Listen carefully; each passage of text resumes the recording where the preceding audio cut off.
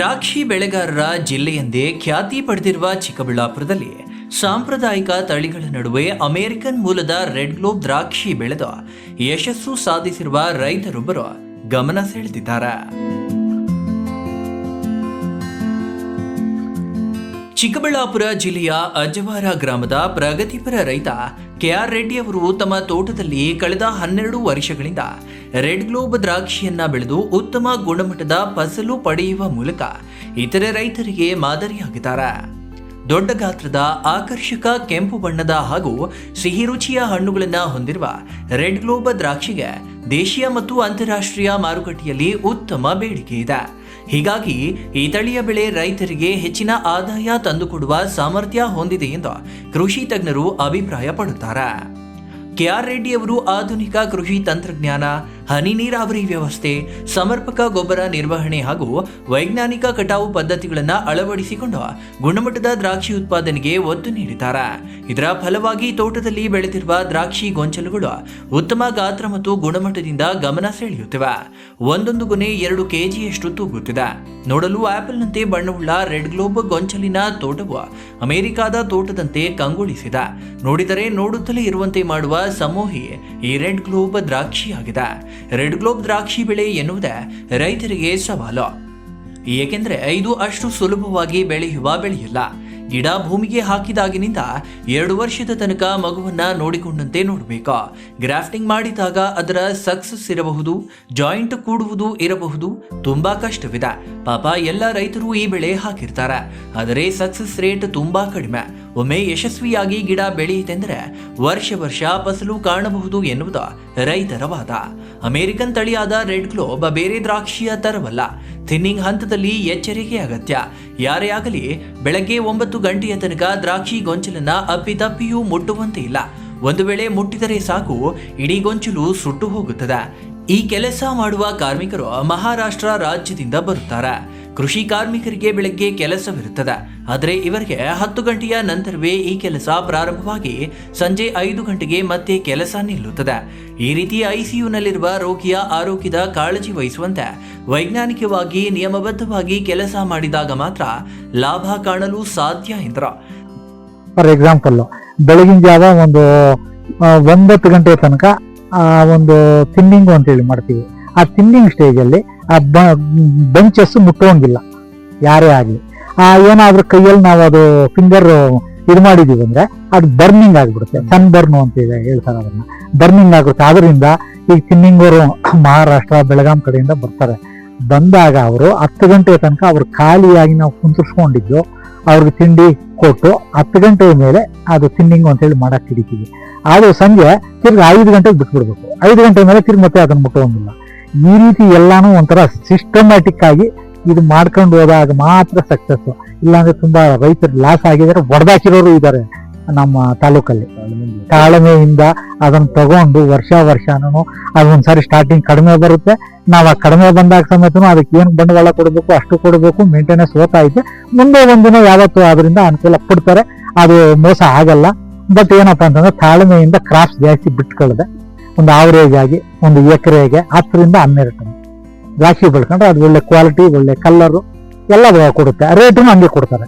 ತಾಳ್ಮೆ ಪರೀಕ್ಷೆ ಬೇಡುವ ಈ ಬೆಳೆಯನ್ನ ಆರೈಕೆ ಮಾಡಲಾಗದೆ, ಲಾಭವಿರಲಿ ಅಸಲು ಕಾಣಲಾಗದೆ ಎಷ್ಟೋ ರೈತರು ರೆಡ್ ಗ್ಲೋಬ್ ಬೆಳೆಯಿಂದ ನಷ್ಟ ಹೊಂದಿ ಗಿಡಗಳನ್ನೇ ಕಿತ್ತು ಹಾಕಿದವರಿದ್ದಾರೆ.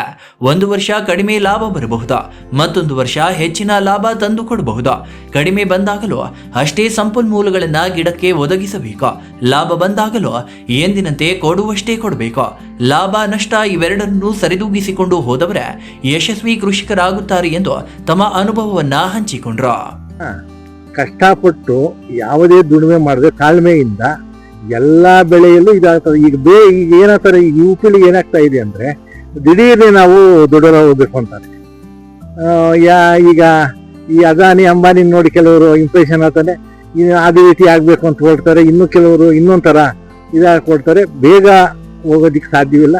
ತಾಳ್ಮೆಯಿಂದ ನಾವು ನಮ್ಮ ಯಾಕೆಂದ್ರೆ ಭೂತಾಯಿ ನಮ್ಮ ರೈತರಿಗೆ ಇದು ವರದಾನ. ನಾವು ಆ ಭೂತಾಯಿ ನಂಬ್ಕೊಂಡು ವ್ಯವಸಾಯ ತಾಳ್ಮೆಯಿಂದ ಮಾಡಿದ್ರೆ, ಯಾಕೆಂದ್ರೆ ನಂದು ಬರೀ 165 ಗಿಡ ನಾವು ಹಾಕಿದ್ದು 1983 ಇಸ್ವಿಯಲ್ಲಿ. ಆಗ ನಾನು ಎಸ್ ಎಸ್ ಎಲ್ ಸಿ ಆಗ ನಾನು ನಾನು ಇದಕ್ಕೆ ತೋಟಕ್ಕೆ ಎಲ್ಲ ಕೆಲಸ ಮುಗಿಸ್ಕೊಂಡು ಬೆಳಗ್ಗೆ ನಾನು 10 ಗಂಟೆ ಸ್ಕೂಲ್ ಓಡೋಗ್ತಾ ಇದ್ದೆ ಇಲ್ಲಿಂದ. ಆಮೇಲೆ ತಿರುಗಿ PUC ಹೋದ್ಮೇಲೆ ನಮ್ಮೂರು ಬಸ್ ಬರ್ತಾ ಇತ್ತು. ಅಷ್ಟೊತ್ತಿಗೆ ಔಷಧಿ ಹೊಡ್ಕೊಂಡು ನಾನು ಹೋಗ್ತಾ ಇದ್ದ. ನಮ್ಮ ತಮ್ಮಂದ್ರಲ್ಲಿ ಬಹಳ ಚಿಕ್ಕವರು, ನಮ್ಮ ತಂದೆ ತಾಯಿ ವಯಸ್ಸಾಗಿತ್ತು. ನಾವು ಬರೀ 1 ಎಕರೆಯಿಂದ ಇವತ್ತು 12 ಎಕರೆ ಮಾಡಿದ್ದೀವಿ. ಮತ್ತೆ ಸಾಕಷ್ಟು ಬೇರೆ ಬೆಳೆಗಳು, ಹೂವು ಮತ್ತೆ ಶುಂಠಿ ಬೆಳಿತೀವಿ, ರಾಗಿ ಬೆಳಿತೀವಿ, ಅವರೇ ಎಲ್ಲ ಬೆಳಿತೀವಿ. ಸುಮಾರು ನಾವು ಒಂದು 24 ಎಕರೆ ಈಗ ವ್ಯವಸಾಯ ಮಾಡ್ತಾ ಇದ್ದೀವಿ. ರೆಡ್ ಗ್ಲೋಬ್ ದ್ರಾಕ್ಷಿಗೆ ಡೌನಿ ರೋಗವು ಬರುತ್ತದೆ. ಇದಕ್ಕಿಂತ ಆಂಥ್ರಾಕ್ಸ್ ಮತ್ತು ತುಕ್ಕು ರೋಗ ಬರುತ್ತದೆ. ಇದು ಎಲೆಗೆ ಬಂದರೆ ಎಲೆಗಳೆಲ್ಲ ಸುಟ್ಟು ಹೋಗುತ್ತವೆ. ಎಲೆ ಹಾಳಾಯಿತು ಎಂದರೆ ಹಣ್ಣು ಕಲರ್ ಬರುವುದಿಲ್ಲ. ಹೀಗಾಗಿ ಎಲೆಯನ್ನು ಉಳಿಸಿಕೊಳ್ಳಬೇಕು. ಕಾಯಿಯನ್ನು ಡೌನಿ ಪೌಡರಿಯಿಂದ ಉಳಿಸಿಕೊಳ್ಳಬೇಕು. ಎಲೆ ಮಂದ ಬಂದರೆ ಪೌಡರಿ ರೋಗ ಬರುತ್ತದೆ. ಇದರ ಜೊತೆಗೆ ಎಲ್ಲಾ ತೋಟಗಳಲ್ಲಿ ಮಿಲಿಬಗ್ ಸಾಮಾನ್ಯವಾಗಿ ಬಿಟ್ಟಿದೆ. ಇದನ್ನ ನಿಯಂತ್ರಣದಲ್ಲಿ ಇಟ್ಟುಕೊಂಡರೆ ರೋಗಬಾಧೆ ಇಲ್ಲದೆ ಹಣ್ಣು ಸಮೃದ್ಧವಾಗಿ ಬೆಳೆಯಲಿದೆ. ಮಿಲಿಬಗ್ ಬಂದರೆ ಆ ಹಣ್ಣನ್ನ ಯಾರೂ ಕಟಾವು ಮಾಡುವುದಿಲ್ಲ. ರೆಡ್ ಗ್ಲೋಬ್ಗೆ ರೋಗಗಳು ಬಂದರೂ ಸಮಯ ಸಂದರ್ಭ ನೋಡಿಕೊಂಡು ಔಷಧೋಪಚಾರ ಮಾಡಿಕೊಂಡಲ್ಲಿ ಲಾಭ ನೋಡಬಹುದು. 2014ರಿಂದ ನಾವು ರೆಡ್ ಗ್ಲೋಬ್ ಬೆಳೆಯನ್ನ ಬೆಳೆಯುತ್ತಿದ್ದೇವೆ ಎಂದು ಕೂಡ ನಮಗೆ ನಷ್ಟದ ಪ್ರಸಂಗ ಬಂದಿಲ್ಲ. ನಮ್ಮದು ಮೂಲತಃ ಅವಿಭಕ್ತ ಕೃಷಿ ಕುಟುಂಬ. ಯಾವುದೇ ಬೆಳೆ ಇರಲಿ ವಿಜ್ಞಾನಿಗಳ ಮಾರ್ಗದರ್ಶನದಲ್ಲಿ ಅನುಭವದ ನೆರಳಲ್ಲಿ ನಿಷ್ಠೆಯಿಂದ ಮಾಡುತ್ತಿರುವುದರಿಂದ ವರ್ಷದಿಂದ ವರ್ಷಕ್ಕೆ ಉತ್ತಮ ಇಳುವರಿಯ ಜೊತೆಗೆ ಲಾಭವು ಕೈ ಹಿಡಿದಿದೆ. 3 ಎಕರೆ ಪ್ರದೇಶದಲ್ಲಿ ಈ ಬೆಳೆಯದ್ದು ಸರಾಸರಿ ಎಕರೆಗೆ 50 ಟನ್ ಇಳುವರಿ ಬಂದಿದೆ. ತೋಟದಲ್ಲಿಯೇ ಪ್ರತಿ ಕೆಜಿಗೆ 152ರಂತೆ ಮಾರಾಟವಾಗಿರುವುದು ಸಂತೋಷ ತಂದಿದೆ ಎನ್ನುವುದು KR ರೆಡ್ಡಿಯವರ ಮಾತು. ನಮಗೆ ರೈತರಿಗೆ ಬೆಳೆ ಬಂದ ಸಂತೋಷನೇ ಅಲ್ವಾ. ಇವತ್ತು ಒಳ್ಳೆ ಉತ್ತಮವಾದ ಬೆಳೆನೂ ಬಂದಿದೆ ಮತ್ತೆ ಬೆಲೆನೂ ಇದೆ. ಅದು ಯಾಕೆಂದ್ರೆ ಈ ಸಾರಿ ಅಷ್ಟು ಟೆಂಪರೇಚರ್, ಬೇಸಿಗೆಯಲ್ಲಿ ಏನು ಉಷ್ಣಾಂಶ ನಮಗೆ ಬಹಳ ವರ್ಷದಿಂದ ಇಷ್ಟೊಂದು ಉಷ್ಣಾಂಶ ಹೋಗಿರಲಿಲ್ಲ. ಸುಮಾರು 37-38 ಡಿಗ್ರಿ ಹೋಗಿತ್ತು. ಅಂಥ ಟೈಮಲ್ಲೂ ನನ್ನ ತಮ್ಮಂದರು, ನಮ್ಮ ಮನೆಯವರೆಲ್ಲ ಸೇರಿ ಉತ್ತಮವಾಗಿ ದ್ರಾಕ್ಷಿ ಬೆಳೆ ಬೆಳೆದಿದ್ದಾರೆ. ಈಗ ಇದಕ್ಕೆ ಬಹಳ ಬೇಡಿಕೆನೂ ಇದೆ. ಅದರಿಂದ ನಾವು ಬಹಳ ನಮಗೆ ಸಂತೋಷ ಆಗ್ತಾ ಇದೆ. ಈಗ 1 kg 152 ರೂಪಾಯಿ ಕೊಟ್ಟಿದ್ದೀವಿ. ಈಗ ಇವರು ಕಾಶ್ಮೀರು ಮತ್ತೆ ಕಲ್ಕಟ್ಟ ಮತ್ತೆ ಒರಿಸ್ಸಾ ಈ ಕಡೆ ಕಟ್ ಮಾಡೋದಕ್ಕೆ ಈಗ ಇವತ್ತು ಬಂದಿದ್ದಾರೆ. ಇವತ್ತು ಒಳ್ಳೆ ಬೆಲೆ ಇದೆ ಮತ್ತೆ ಒಳ್ಳೆ ಬೆಳೆನೂ ಬಂದಿದೆ. ಸರಿ, ಈಗ ನಮ್ಮದು ಒಟ್ಟು 12 ಎಕರೆ ದ್ರಾಕ್ಷಿ ಇದೆ. ಅದರಲ್ಲಿ 8 ಎಕರೆ ರೆಡ್ ಗ್ಲೋಬ್ ಇದೆ. ಈಗ ನಾವು ಇದು ಹೊಸ ತಳಿ ಮತ್ತೆ ನಾವು ಈಗ ಮಾಡಿರೋದೇ ಈಗ ಇದು ಸಿಸ್ಟಮ್ಮೇ ಇದು ಹೊಸದಾಗಿ ಮಾಡಿದೀವಿ ನಾವು. ಟೆಲಿ ಸಿಸ್ಟಮ್ ಅಂತಾರೆ ಇದು. ಇದರಲ್ಲಿ ಒಳ್ಳೆ ಕ್ವಾಲಿಟಿನೂ ಬರ್ತೈತೆ, ಒಳ್ಳೆ ಬೆಳೆನೂ ಬರ್ತೈತೆ. ಇನ್ನು ಮಾತನಾಡುತ್ತಾ ಮನುಷ್ಯ ಜೀವನದಲ್ಲಿ ಏನಾದರೂ ವಿಶೇಷವಾದ ಸಾಧನೆ ಮಾಡಬೇಕೆಂಬ ಹಂಬಲವಿತ್ತ. 2014ರಷ್ಟೊತ್ತಿಗೆ ಅನಾಭಿಷ ಕೈಕೊಟ್ಟಿತ. ದಿಲ್ಖುಷ್ ಕೂಡ ರೈತರಿಗೆ ನಷ್ಟದ ಹಾದಿ ತೋರಿತ. ಇಂತಹ ಹೊತ್ತಿನಲ್ಲಿ ಹೆಸರುಗಟ್ಟಾದ IRHನಲ್ಲಿ ಕೃಷಿ ವಿಜ್ಞಾನಿಯಾಗಿದ್ದ ಡಾಕ್ಟರ್ ಪ್ರಕಾಶ್ ಅವರ ಬಳಿ ಸಂಕಷ್ಟ ತೋಡಿಕೊಂಡಾಗ ಅವರು ಅಮೆರಿಕನ್ ತಳಿಯಾದ ರೆಡ್ ಗ್ಲೋಬ್ ಬೆಳೆಯ ಬಗ್ಗೆ ಮಾಹಿತಿ ನೀಡಿದ್ರು. ನಾನು ಈ ಬೆಳೆಯ ಮಾಹಿತಿ ಪಡೆಯುವ ಕಾಲಕ್ಕೆ ಒಬ್ಬ ದ್ರಾಕ್ಷಿ ಬೆಳೆ ವ್ಯಾಪಾರಿ ರೆಡ್ ಗ್ಲೋಬ್ ತಳಿಯನ್ನ 200 kgಯಷ್ಟನ್ನ ಮಾತ್ರ ಕಟಾವು ಮಾಡ್ತಿದ್ರ. ಆಗ ಈ ಬೆಳೆಗೆ ಮಾರುಕಟ್ಟೆಯೇ ಇರಲಿಲ್ಲ. ಆಗ ಅವರು ನನಗೆ ಧೈರ್ಯ ತುಂಬಿ ಈ ಬೆಳೆಯನ್ನ ಮಾಡಿ ನಿಮಗೆ ಒಳ್ಳೆಯದಾಗಲಿದೆ ಎಂದು ಹಾರೈಸಿದ್ರ. ಇದು ವಿದೇಶಗಳಲ್ಲಿ ಮಾತ್ರ ಬೆಳೀತಾ ಇತ್ತು. ಇದು ಅಮೇರಿಕ ಮತ್ತೆ ಬೇರೆ ಇಸ್ರೇಲು, ಬೇರೆ ಚೈನಾ ಈ ಕಡೆ ಬೆಳೀತಾ ಇದ್ರು. ಅದನ್ನ ನೋಡಿ ನಾವು ಹಿಂಗೆ ನಮ್ಮ IRH ಒಬ್ಬ ಸೈಂಟಿಸ್ಟು ಡಾಕ್ಟರ್ ಪ್ರಕಾಶ್ ಅಂತಿದ್ದಾರೆ, ಅವ್ರು ನಾವು ಸಂಪರ್ಕ ಮಾಡಿದಾಗ 2014ನೇ ಇಸ್ವಿಯಲ್ಲಿ ನಾವು ಅವ್ರು ಸಂಪರ್ಕ ಮಾಡಿದ್ವಿ. ಸಂಪರ್ಕ ಮಾಡಿದಾಗ ಅವರು ಈ ಥರ ಮಾಡಿ, ಯಾರೂ ಮಾಡಿಲ್ಲ ನಮ್ಮ ಭಾಗದಲ್ಲಿ, ನಾವೇ ಆಗ ಮೊದಲನೇ ಬಾರಿ ಇದು ಮಾಡಿದ್ದು. ಕೆಲವೇ ಜನ ರೈತರು 10 ಗುಂಟೆ 15 ಗುಂಟೆಗೆ ಹಾಕ್ಕೊಂಡಿದ್ರು.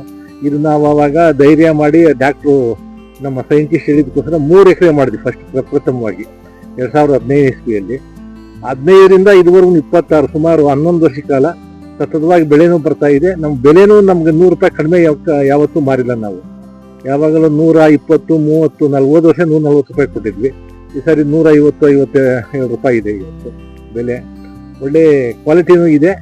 ಇದು ಕೀಪಿಂಗ್ ಕ್ವಾಲಿಟಿ ಬಹಳ ದಿವಸ ಇರ್ತದೆ. ಇದು ಈ ವ್ಯಾಪಾರಸ್ಥರು ತಗೊಂಡ್ರೆ ಅವ್ರಿಗೂ ಲಾಸ್ ಆಗೋದಿಲ್ಲ.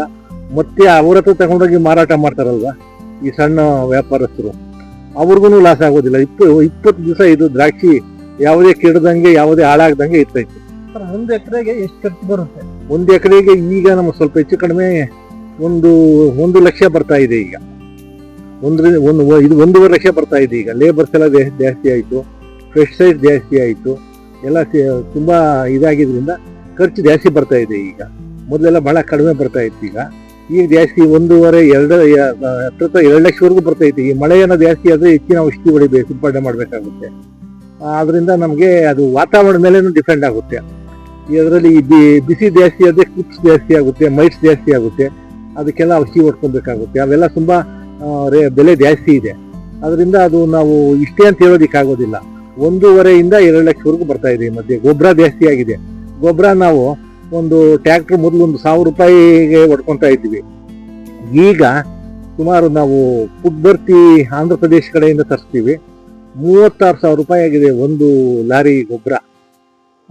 ಪ್ರತಿಯೊಂದು ಫರ್ಟಿಲೈಸರ್ ಜಾಸ್ತಿ ಆಗಿದೆ, ಪೆಸ್ಟಿಸೈಡ್ ಜಾಸ್ತಿ ಆಗಿದೆ, ಅದರಿಂದ ಜಾಸ್ತಿ ಬರ್ತಾ ಇದೆ.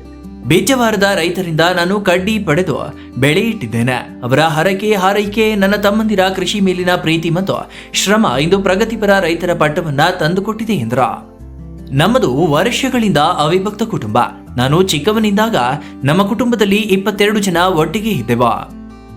ಈಗಲೂ 12 ಮಂದಿ ಒಟ್ಟಿಗೆ ಇದ್ದೇವೆ. ಕೃಷಿಯನ್ನ ನಂಬಿರುವ ನಾವು ಮೊದಲು ಇಲ್ಲಿ ಸುಧಾರಣೆ ತಂದಾಗ ನಮ್ಮದು ಒಂದು ಸೇವೆ ಇರಲಿ ಎನ್ನುವ ಕಾರಣಕ್ಕೆ ರಾಜಕೀಯಕ್ಕೆ ಬಂದಿದ್ದೇವೆ. ಕೆಲವರು ರಾಜಕೀಯಕ್ಕೆ ಬಂದು ಲಾಭ ಮಾಡಲು ನೋಡ್ತಾರೆ. ಈಗಿನ ವ್ಯವಸ್ಥೆಯಲ್ಲಿ ನಮಗೆ ಸರಿ ಹೊಂದುವುದಿಲ್ಲ. ನಾವು ಸೇವೆಯಾಗಿ ರಾಜಕೀಯವನ್ನ ನೋಡಿರುವುದರಿಂದ ನಮಗೆ ಯಾವುದೇ ಬೇಸರವಾಗಲಿ, ಅಧಿಕಾರದ ಮೇಲೆ ವ್ಯಾಮೋಹವಾಗಲಿ ಇಲ್ಲ. ಕೃಷಿಯಲ್ಲಿ ಸಂಪಾದನೆ ಮಾಡಿದ್ದು ತಂದು ಅಲ್ಲಿ ಹಾಕುತ್ತಿದ್ದೇವೆ. ನಮಗೆ ಫಸ್ಟ್ ನಾವು ರೈತರು, ಆಮೇಲೆ ನಮ್ಮ ಮನೆನ ನಾವು ಸರಿ ಮಾಡಬೇಕಾಗಿತ್ತು. ನಮ್ದು ಇನ್ನೊಂದು ಜಾಯಿಂಟ್ ಫ್ಯಾಮಿಲಿ. ಸುಮಾರು 200 ವರ್ಷದಿಂದ ನಾವು ಬೇರೆ ಮನೆ ಮಾಡಿಲ್ಲ. ಈಗಲೂ ನಮ್ಮ ಮನೆಯಲ್ಲಿ 12 ಜನ ಇದ್ದೀವಿ. ಮೊದಲು 20 ಜನ ಇದ್ದೀವಿ.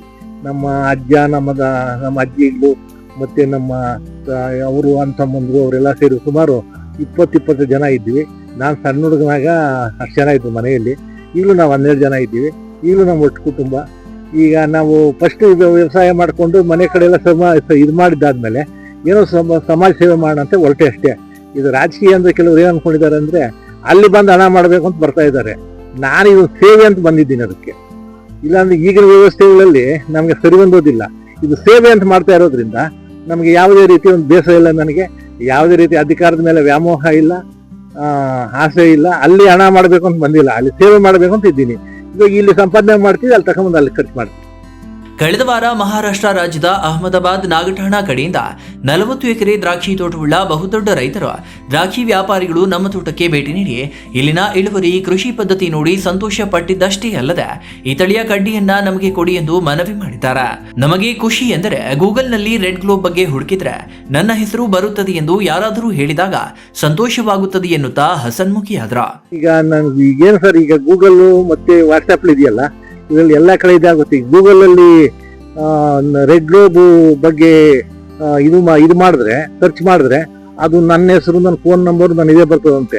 ಈ ಕೆಲವು ವಾಹಿನಿಗಳವರು ಬಂದು ಈ ತಮ್ಮ ತರ ಬಂದು ಪ್ರತಿ ವರ್ಷನೂ ನನ್ನ ಬಂದು ತೋಟ ಇದು ಮಾಡಿ ಒಂದು ಜನಗಳಿಗೆ ಒಂದು ಇಂಪ್ರೆಷನ್ ಆಗ್ಬೇಕಲ್ಲ, ನೀವು ಸ್ವಲ್ಪ ಇದ್ರ ಬಗ್ಗೆ ಮಾಹಿತಿ ಕೊಡ್ಬೇಕಂದಾಗ ನಾನು ಯಾವುದೇ ಮುಚ್ಚುಮರೆ ಇಲ್ದಂಗೆ ನಿಜವಾದ ಮಾಹಿತಿ ಕೊಡ್ತೀನಿ.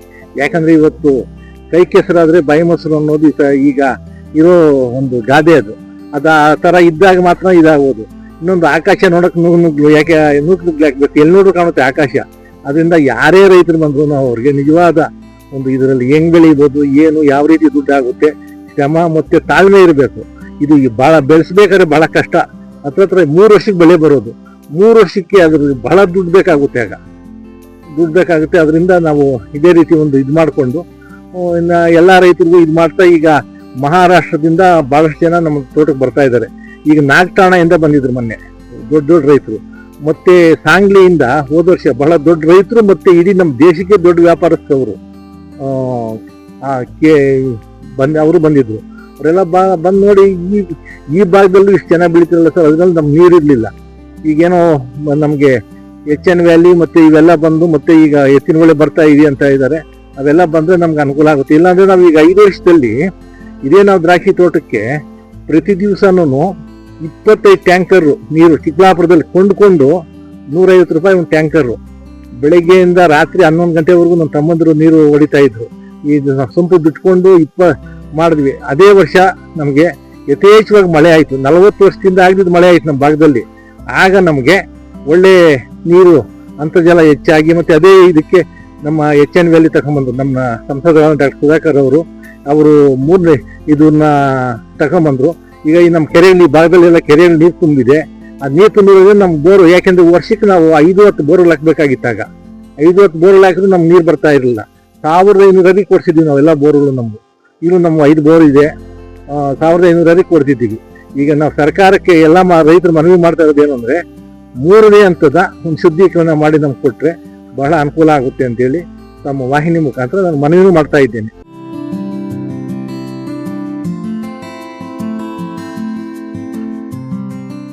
Jangalahalli Ashwath, power news 1, Chikkaballapur.